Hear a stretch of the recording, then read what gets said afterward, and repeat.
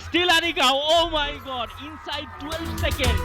But ম্যাচের 11 সেকেন্ডে আনিকা রানিয়া সিদ্দিকীর গোলে বাংলাদেশের উৎসব।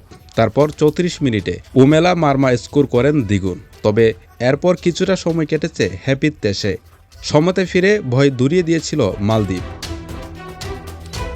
তবে দ্বীপরাষ্ট্রকে পেছনে ফেলে বাংলাদেশকে আবারও এগিয়ে নেন সুরভি আক্তার প্রীতি এবং যোগ করার সময় মালদ্বীপের কফিনে শেষ পেরেকটি ঠুকে দেন কোহাতি কিসকো। তাতেই সাফ চ্যাম্পিয়নশিপের হ্যাট্রিক মিশনে যাত্রা শুভ করল কোচ পিটার বাটলারের শিষ্যরা।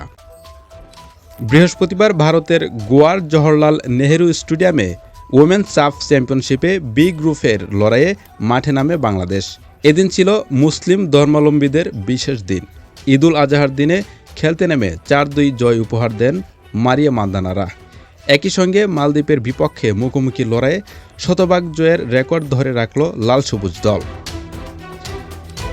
বাংলাদেশের ক্যাপ্টেন মারিয়া অবশ্য ম্যাচ পূর্বে সংবাদ সম্মেলনে জানিয়েছিলেন, মালদ্বীপকে হারিয়ে সাফের শুভ সূচনার মাধ্যমে দেশবাসীকে ঈদ আনন্দ উপহার দেবেন তিনি। তবে ভারতের মাটিতে পা রেখেছিলেন কোচ পিটার বাটলার। তার মতে উচ্চাবিলাসী না হয়ে খেলায় মনোযোগ দেবেন তার দল। শেষ পর্যন্ত কোচ এবং অধিনায়কের পরিকল্পনাই বাস্তবায়ন হয়েছে।